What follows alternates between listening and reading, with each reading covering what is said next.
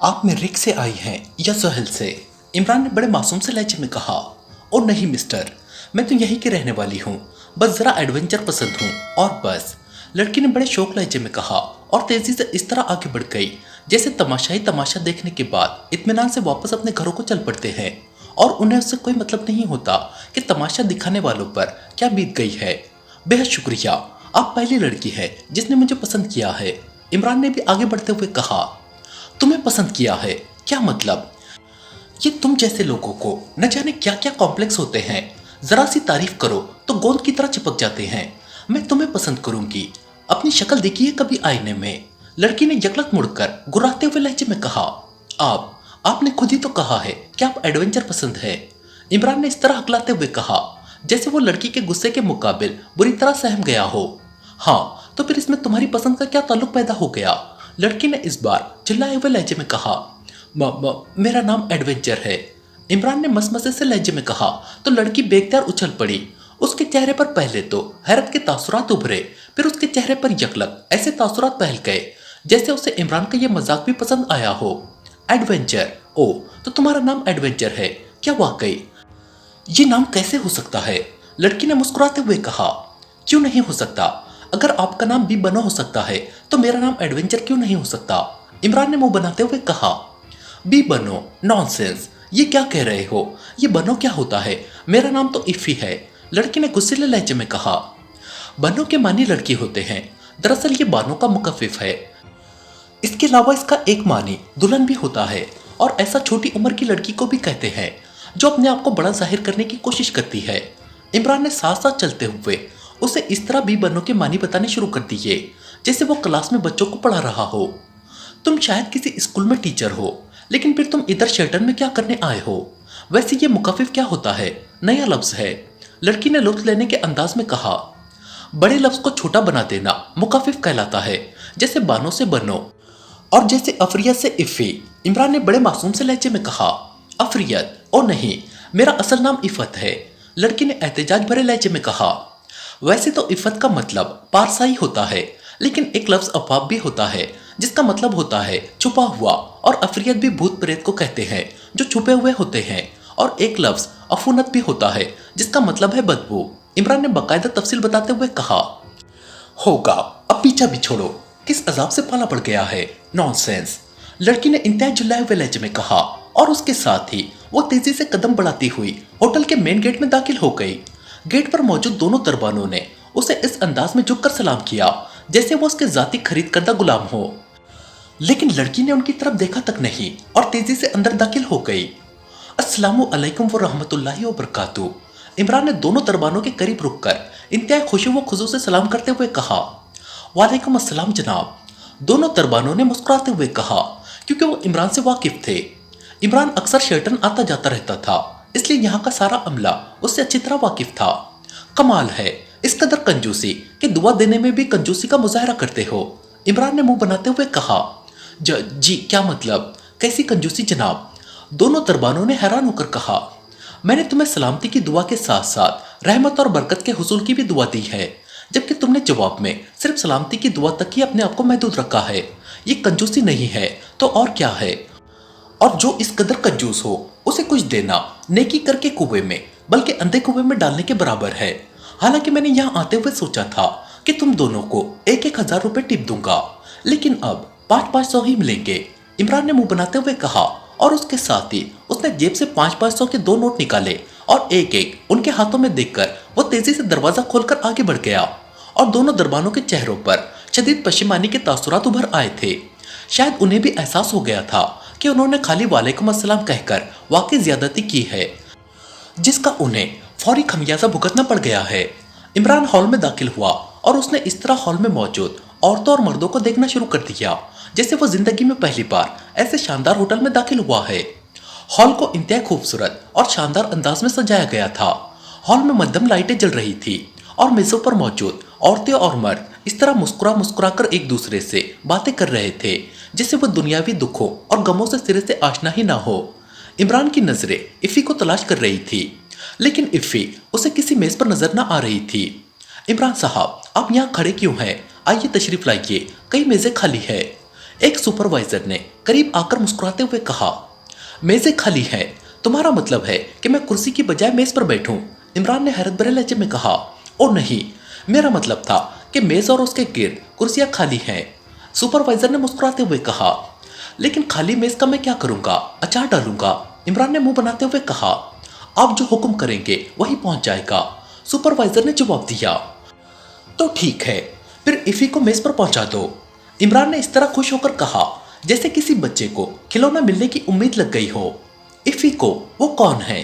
Supervisor ने हैरान होते हुए कहा, अरे तुम नहीं जानते? हैरत है, वो कह रही थी कि उसका असल नाम इफ़त है और इफ़त से वो इफ़ी बनी है, जबकि मेरा ख्याल था कि वो अफ्रीका से इफ़ी बनी है। अभी मुझसे पहले यहाँ हॉल में आई थी, लेकिन अब ऐसे गायब है जैसे वाकई इफ्रिया से इफ़ी बनी हो, क्योंकि इफ्रियत भूत प्रेत को कहते हैं और भूत प्रेत ही नजरों से गायब हो जाते हैं। इमरान ने बाकायदा दलील देते हुए कहा, ओ, तो आप मिस इफ़ी की बात कर रहे हैं? वो तो जनाब चेयरमैन साहब की इकलौती साहबजादी है, अभी 1 माह पहले यूरोप से आई है। सुपरवाइजर ने एक तवील सांस लेते हुए कहा, चेयरमैन यानी वो आदमी जो कुर्सी पर बैठा हो? ये कौन सी बात है? यहाँ बेशुमार लोग कुर्सियों पर बैठे हुए हैं, क्या उन सबकी साहबजादियां इफ़ी हैं? इमरान ने बाकायदा जरा शुरू कर दी। इमरान साहब आप तशरीफ रखिए, मैं इफ़ी साहिबा को पैगाम भिजवा देता हूँ। वो इस वक्त जनरल मैनेजर साहब के ऑफिस में है, वो यकीनन आपसे कंपनी करेंगी। सुपरवाइजर ने ऐसे लहजे में कहा जैसे अब वो जान छुड़वाने पर आ गया हो। जनरल मैनेजर के कमरे में? तुम्हारा मतलब है शहादत मिर्जा के कमरे में? लेकिन वो तो इंतहाई शरीफ और मोअज़्ज़ज़ आदमी है। इमरान ने ऐसे लहजे में कहा जैसे इफ़ी की उसके कमरे में मौजूदगी इंतहाई काबिल एतराज़ बात हो। अब मैं क्या कह सकता हूँ जनाब, मैं बहरहाल मुलाजिम हूँ। सुपरवाइजर ने बेबसी से अंदाज में कहा और उसके साथ ही वो तेजी से कदम बढ़ाता आगे बढ़ता चला गया। शायद उसे समझ आ गई थी कि इमरान को अपनी मर्जी से किसी बात पर आमेदा कर लेना नामुमकिन था। अगर इफ़ी जनरल मैनेजर के कमरे में जा सकती है तो अली इमरान उर्फ एडवेंचर क्यों नहीं जा सकता? इमरान ने बड़बड़ाते हुए कहा और तेजी से कदम बढ़ाता लिफ्ट की तरफ बढ़ने लगा, लेकिन फिर उसने इरादा बदल दिया और डाइनिंग हॉल की तरफ मुड़ गया। वो यहाँ आया भी दोपहर का खाना खाने के लिए था कि दरमियान में ये इफ़ी टपक पड़ी थी। एक बार तो उसका मूड हुआ था कि वो इफ़ी को अफरियत बनाकर ही छोड़ेगा, लेकिन फिर उसने इसलिए इरादा बदल दिया था क्योंकि जनरल मैनेजर शहादत मिर्जा बेहद नफीस तबा और शरीफ आदमी थे और इफ़ी जाहिर है चेयरमैन की बेटी थी, इसलिए शहादत मिर्जा बेचारे इस चक्कर में फंसकर खराब भी हो सकते थे। इसलिए इमरान इरादा बदलकर डाइनिंग हॉल की तरफ बढ़ गया था। डाइनिंग हॉल में ज्यादा रश नहीं था क्योंकि खाने का वक्त तकरीबन खत्म हो चुका था। इमरान एक कोने में जाकर बैठ गया। उसी लम्हे वेटर कॉफी उठाए उसके करीब आया तो इमरान ने मेनू उठाकर उसे खाने का ऑर्डर दिया और वेटर ऑर्डर लेकर वापस चला गया। थोड़ी देर बाद खाना सर्व कर दिया गया और इमरान ने इत्मीनान से खाना खाना शुरू किया ही था कि बाहर हॉल में पहले चीखने की आवाजें सुनाई दी, फिर यकलक तेज फायरिंग की आवाजें शुरू हो गई और उसके साथ ही वहां भगदड़ सी मच गई। शेल्टन जैसे होटल में इस किस्म के माहौल का तस्वुर भी न किया जा सकता था, इसलिए इमरान के चेहरे पर भी हैरत के तासुरात उभर आए थे, लेकिन उसने खाने से हाथ न रोके थे क्योंकि खाना तकरीबन खत्म होने वाला था। हॉल में भगदड़ की आवाजें तो खत्म हो गई थी, लेकिन ऊंची आवाज में बोलने की आवाजें सुनाई दे रही थी। डाइनिंग हॉल में मौजूद अफराद भी उठकर तेजी से दरवाजे की तरफ बढ़ गए थे। इमरान खाना खाकर उठा और बाथरूम की तरफ बढ़ गया ताकि हाथ धो ले। हाथ धोकर वो वापस आया तो हॉल बिल्कुल खाली हो चुका था। क्या हुआ है बाहर? इमरान ने वेटर को बुलाकर पूछा, जिसके चेहरे पर हवाइयां उड़ रही थी। चेयरमैन साहब की साहबजादी को हॉल से जबरदस्ती अगवा कर लिया गया है जनाब। वो लिफ्ट से नीचे उतरी ही थी कि 4 अफराद ने जो हॉल में ही बैठे हुए थे उन्हें जबरदस्ती उठा लिया। जब मुजाहमत की गई तो उन्होंने हवाई फायरिंग शुरू कर दी और फिर वो चेयरमैन साहब की साहबजादी को उठाकर ले जाने में कामयाब हो गए। वो 2 कारों में गए हैं। वेटर ने पूरी तफसील बताते हुए कहा तो इमरान बेख्तियार चौंक पड़ा। कौन लोग थे और क्यों उन्होंने लड़की को अगवा किया है? इमरान ने हैरान होकर पूछा। जी मैं तो यहाँ था, जब मैं बाहर गया तो वो जा चुके थे। ये बात वहाँ के वेटर ने मुझे बताई है। वेटर ने जवाब दिया, ओके तुम चाय भी ले आओ और साथ ही बाहर मौजूद किसी वेटर को भी ले आओ। इमरान ने कहा तो वेटर सर हिलाता हुआ वापस चला गया। इमरान यही समझा था कि इस लड़की को तावान के लिए अगवा किया गया होगा, क्योंकि जाहिर है शेल्टन जैसे होटल के बोर्ड ऑफ गवर्नर का चेयरमैन कोई गरीब तो नहीं हो सकता और तावान की वारदातें आजकल दारुल हुकूमत में आम हो रही थी। लेकिन चूंकि ये पुलिस और इंटेलिजेंस का काम था, इसलिए इमरान ने इस सिलसिले में अभी तक दखल न दिया था। लेकिन अब वो सोच रहा था कि 4 स्टार्स को इस सिलसिले में काम करना चाहिए, क्योंकि यह इंतहाई दीदा दिलेरी की बात थी कि इस तरह भरे पूरे होटल से दिन दहाड़े किसी लड़की को जबरन अगवा करके ले जाया जाए। अभी इमरान बैठा ये सब कुछ सोच ही रहा था कि एक वेटर तेजी से चलता हुआ उसके करीब आया। फरमाइए जनाब, मैं बाहर मौजूद था। वेटर ने इमरान के करीब आकर कहा, तुम पहचानते हो उन लोगों को जिन्होंने लड़की को अगवा किया है? इमरान ने उससे पूछा तो वेटर के चेहरे पर तजब्जुब के आसार उभर आए। तुम मुझे जानते हो? इमरान ने कहा, जी हाँ, आप इंटेलिजेंस के सुपरिटेंडेंट फैयाज साहब के दोस्त हैं, लेकिन जनाब मैं गरीब आदमी हूँ। वेटर ने हकलाते हुए कहा, घबराओ नहीं, तुम्हारा नाम दरमियान में नहीं आएगा और ना मुझे उससे दिलचस्पी होगी कि तुम पुलिस को क्या बताते हो और क्या नहीं।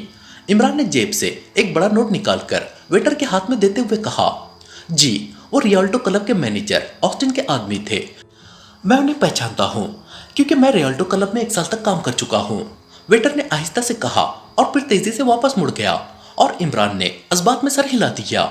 इसी दौरान पहले वाला वेटर चाय लेकर आ गया। वो रहमत आया था जनाब, मैंने उसे कहा था कि वो आपसे मिल ले। वेटर ने चाय के बर्तन मेज पर रखते हुए कहा, हाँ, लेकिन वो तो किसी को नहीं पहचानता। मेरा ख्याल था कि शायद अगवा करने वालों को पहचानता हो। पुलिस नहीं आई अभी तक। इमरान ने जवाब देते हुए कहा, आ गई है जनाब। वेटर ने जवाब दिया और फिर वापस चला गया। इमरान ने चाय बनाकर इत्मीनान से चुस्कियां ले लेकर चाय पी और फिर उसने वेटर को बुलाकर उसे बिल के साथ साथ भारी टिप दी और डाइनिंग हॉल के बैरूनी दरवाजे की तरफ बढ़ गया। हॉल में लोग मौजूद थे, लेकिन उनकी तादाद खासी कम थी, जबकि काउंटर के पास एक पुलिस इंस्पेक्टर और 2 सिपाही मौजूद थे जो एक वेटर का बयान लिखने में मसरूफ थे। इमरान उन्हें देखता हुआ बैरूनी दरवाजे की तरफ बढ़ गया। चूंकि वो डाइनिंग हॉल से निकला था, इसलिए पुलिस वालों ने उसे ना रोका था। जाहिर है इतना वो भी जानते थे कि हॉल में होने वाली वारदात के बारे में डाइनिंग हॉल में मौजूद आदमी कोई रोशनी नहीं डाल सकता था। इमरान जब पार्किंग में पहुंचा तो वहां इफ़ी की कार मौजूद थी, वही कार जिसके नीचे आने से वो बाल बाल बचा था। इमरान ने अपनी कार स्टार्ट की और फिर उसे लेकर वो कंपाउंड गेट की तरफ बढ़ रहा था कि उसने सुपर फैयाज की जीप को कंपाउंड गेट में दाखिल होते हुए देखा। जीप तेजी से मेन गेट की तरफ बढ़ती चली गई, लेकिन साइड सीट पर बैठे हुए सुपर फैयाज ने शायद इमरान को देख लिया था। इमरान, इमरान, रुको रुको। उसने चलती हुई जीप में से ही सर बाहर निकालकर चीखते हुए कहा तो इमरान ने कार न सिर्फ रोक दी बल्कि उसे बैक करके वापस पार्किंग में ले गया। उसने सोचा था कि रियाल्टो क्लब के बारे में मिलने वाली मालूमात वो सुपर फैयाज को बता देगा। इस तरह वो उन लोगों को गिरफ्तार कर लेने में कामयाब हो जाएगा और इस एडवेंचर पसंद लड़की को रिहाई नसीब हो जाएगी। कार पार्किंग में रोककर वो उतरा और दोबारा मेन गेट की तरफ बढ़ने लगा। सुपर फैयाज अब जीप से उतरकर उसकी तरफ आ रहा था। यकीन करो, इस अगवा से मेरा कोई ताल्लुक नहीं है, मैंने तो सिर्फ इफ़ी को मुकफ्फिफ के मानी बताए थे। इमरान ने करीब जाकर इंतहाई सहमे हुए लहजे में कहा तो सुपर फैयाज बेख्तियार चौंक पड़ा। उसके चेहरे पर हैरत के असरात उभर आए थे। क्या मतलब? कौन इफ़ी? मुकफ्फिफ का क्या मतलब? सुपर फैयाज ने हैरत भरे लहजे में कहा, चेयरमैन साहब की लड़की इफ़ी, जिसे होटल से अगवा किया गया है और उसकी बाजियाबी के लिए तुम यहाँ आए हो। इमरान ने कहा, चेयरमैन साहब की लड़की इफ़ी, तो क्या उसे अगवा कर लिया गया है? कब? मुझे तो मालूम नहीं, मैं तो जनरल मैनेजर से मिलने आया था। यहाँ कोई वारदात हुई है, सुपर फैयाज ने हैरत भरे लहजे में कहा तो इमरान ने उसे तफसील बता दी। ओ वेरी बैड, फिर तो मैं खामखा यहाँ आ गया, ये तो मेरे गले में मसला पड़ जाएगा। सुपरमैन राहत साहब के तो तुम्हारे डैडी से काफी गहरे ताल्लुकात है। वेरी बैड, सुपर फैयाज ने ऐसे लहजे में कहा जैसे वो अब यहाँ आने पर बुरी तरह पछता रहा हो। तो तुम इस वारदात की वजह से नहीं आए थे, फिर तुमने मुझे रोका क्यों था? मैं तो समझा था कि तुम ड्यूटी पर हो और जब कोई आला अफसर ड्यूटी के दौरान किसी आम से शहरी को रोके तो कानून का तकाजा यही होता है कि वो रुक जाए। इमरान ने मुंह बनाते हुए कहा, मैंने तो तुम्हें इसलिए रोका था कि मुझे तुमसे एक जाती काम था। बहरहाल आओ, अब बाहर से तो वापसी नहीं हो सकती, सुपर फैयाज ने कहा और मुड़ने लगा। अगर मैं तुम्हें मुजरिमों के बारे में टिप दे दूं तो कैसा रहेगा? इमरान ने आहिस्ता से कहा तो सुपर फैयाज बेख्तियार उछल पड़ा। ओ, तो क्या तुम उनके बारे में जानते हो?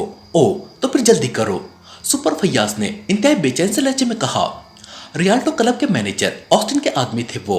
इमरान ने कहा, ऑस्टिन के आदमी? ओ, तो ये बात है। अब मैं देखता हूँ कि चेयरमैन की साहबजादी कैसे बरामद नहीं होती। मैं उसके हलक में उंगलियां डालकर लड़की बरामद कर लूंगा, सुपर फैयाज ने तेज लहजे में कहा। अरे बाप रे, वो ऑस्टिन के आदमखोर है, वेरी बैड, इमरान ने खौफजदा होते हुए कहा। लेकिन सुपर फैयाज इस तरह मुड़कर तेज तेज कदम उठाता वापस मेन गेट की तरफ बढ़ गया जैसे उसके पैरों में मशीन फिट हो गई हो। उसने इमरान की परवाह ही ना की थी। जाहिर है उसे एक ऐसी टिप मिल गई थी कि अगर वो उसे कवर कर लेता तो उसकी वाह वाह हो जाती, इसलिए वो सब कुछ भूल गया था। इमरान मुस्कुराता हुआ वापस मुड़ा और एक बार फिर उसने कार स्टार्ट की और उसे कंपाउंड गेट की तरफ ले जाने लगा, क्योंकि उसे मालूम था कि अब बाकी काम सुपर फैयाज आसानी से कर लेगा। वो ऐसे कामों में माहिर था, उसे मामूली सी रहनुमाई की जरूरत होती थी। इमरान ने कार कंपाउंड गेट से निकालकर दाएं तरफ मोड़ी और फिर उसे तेजी से बढ़ाता हुआ आगे बढ़ता चला गया। थोड़ी देर बाद वो उस रिहायशी प्लाजा में पहुंच चुका था जहां आजकल सिद्दीकी की रिहाइशगाह थी। उसने फैसला कर लिया था कि वो सिद्दीकी से कहकर तावान की इन बढ़ती हुई वारदातों के पीछे असल सरगनों पर हाथ डलवाएगा, क्योंकि ऑस्टिन के बारे में वो इतना जानता था कि वो कोई बड़ा मुजरिम नहीं हो सकता। उसे यकीनन इस्तेमाल किया जा रहा होगा। प्लाजा की पार्किंग में कार रोककर वो लिफ्ट के जरिए चौथी मंजिल पहुंच गया और फिर थोड़ी देर बाद वो सिद्दीकी के फ्लैट के दरवाजे पर मौजूद था। उसने दरवाजे पर दस्तक दी। कौन है? अंदर से सिद्दीकी की आवाज सुनाई दी। फरियादी, इमरान ने जवाब दिया तो दूसरे लम्हे दरवाजा खुल गया और दरवाजे पर सिद्दीकी खड़ा मुस्कुरा रहा था। इमरान साहब, आपकी भी फरियाद करने की नौबत आ गई है। सिद्दीकी ने एक तरफ हटकर हंसते हुए कहा, काश तुम्हारा बावर्ची आगा सुलेमान पाशा होता, फिर मैं देखता कि तुम क्या क्या नहीं करते।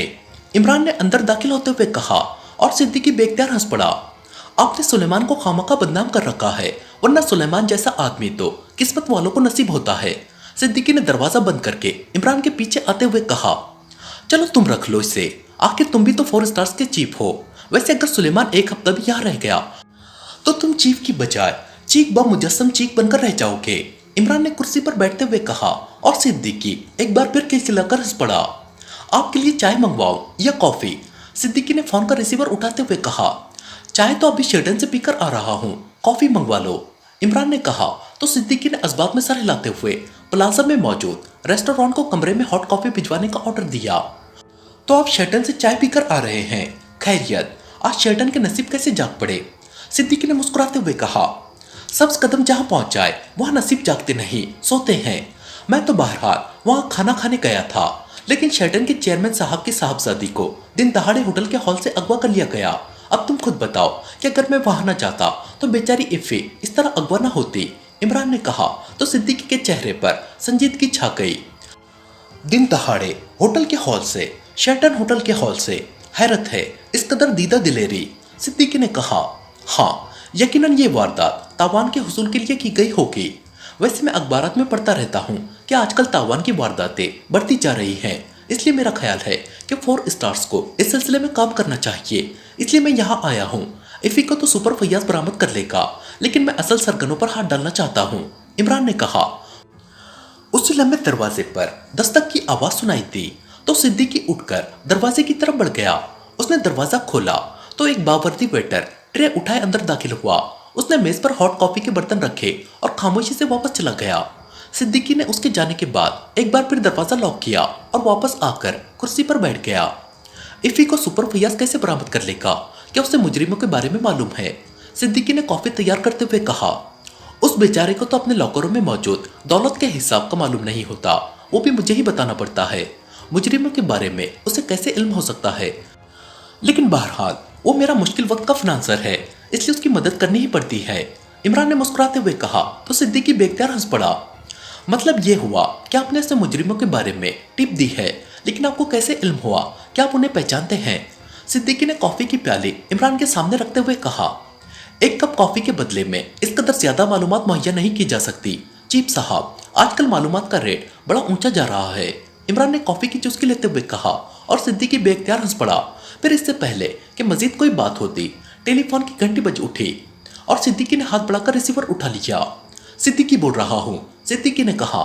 जूलिया बोल रही हूँ सिद्दीकी, क्या कर रहे हो? दूसरी तरफ से जूलिया की आवाज सुनाई दी। गो लाउडर का बटन ऑन था, लेकिन फिर भी जूलिया की हल्की सी आवाज इमरान के कानों तक पहुंच रही थी। इमरान साहब के साथ बैठा कॉफी पी रहा हूँ, सिद्दीकी ने मुस्कुराते हुए कहा। इमरान तुम्हारे पास है, उससे बात कराओ, जूलिया ने चौंक कर कहा तो सिद्दीकी ने रिसीवर इमरान की तरफ बढ़ा दिया। लीजिए, अब दिल खोलकर फरियाद कर लीजिए। सिद्दीकी ने आहिस्ता से कहा तो इमरान बेख्तियार मुस्कुरा दिया। Ali Imran, MSc TSC Oxon बोल रहा हूँ, फरमाइए, इमरान ने बड़े संजीदा लहजे में कहा। तुम वहां सिद्दीकी के फ्लैट में कैसे पहुंच गए? जूलिया ने कहा। तुम्हारा पता पूछने के लिए गया था, लेकिन सिद्दीकी बावजूद सिद्दीकी होने के तस्दीक नहीं कर रहा है। मेरा मतलब है कि गवाही देने पर आमादा नहीं। हालांकि मैंने लाख समझाया है कि गवाह को भी सवाब मिलता है, लेकिन उसकी एक ही जिद है कि जब तक उसका बंदोबस्त नहीं होता वो गवाह नहीं बन सकता। इमरान की जुबान रवा हो गई तो सिद्दीकी बेख्तियार हंस पड़ा और उसके साथ ही उसने हाथ बढ़ाकर लाउडर का बटन ऑन कर दिया। ये क्या बकवास शुरू कर दी है तुमने? गवाही किस बात की? जूलिया ने गुस्सैले लहजे में कहा। वो चुहारे बटने वाले फंक्शन की बात कर रहा हूँ, इमरान ने जवाब दिया। अच्छा, तो शादी कर रहे हो? कब और किससे? जूलिया की मुस्कुराती हुई आवाज सुनाई दी। कब का तो जवाब नहीं दे सकता, क्योंकि खुतबा निकाह पढ़ने वाला और गवाह जब तक तैयार ना हो तब तक जवाब नहीं दिया जा सकता। अलबत्ता किस्से का जवाब दिया जा सकता है, इमरान ने शरारत भरे लहजे में कहा। अच्छा, चलो यही बता दो। जूलिया की आवाज में खनक पैदा हो गई थी। एक लड़की से, इमरान ने जवाब दिया तो सिद्दीकी बेख्तियार खिलखिलाकर हंस पड़ा। तो मैंने कब कहा है कि तुम किसी मर्द से शादी करोगे? उस लड़की का नाम, उसका अता पता? जूलिया ने भी हंसते हुए कहा। नाम में क्या रखा है? मिस जूलियाना फिटरवाटर, बकौल शेक्सपियर, अगर गुलाब का नाम गुलाब ना होता तो क्या गुलाब की खुशबू और खूबसूरती खत्म हो जाती? जहां तक अता पते का मसला है तो पता पूछने तो मैं सिद्दीकी के पास आया हूँ, बाकी रहा अता तो जुमरे में तुम्हारा चीप आ जाता है, इमरान ने जवाब देते हुए कहा। चीप आ जाता है? क्या मतलब? चीप का अते पते से क्या ताल्लुक? जूलिया ने हैरान होकर कहा। अता तुर्की जुबान का लफ्ज है और उसका मतलब होता है बाप, बुजुर्ग, आका, सरदार और दूसरे लफ्जों में चीफ, इमरान ने जवाब दिया तो सिद्दीकी के चेहरे पर भी हैरत के तासुरात उभर आए। शायद अता का मतलब उसे भी पहली बार समझ में आया था।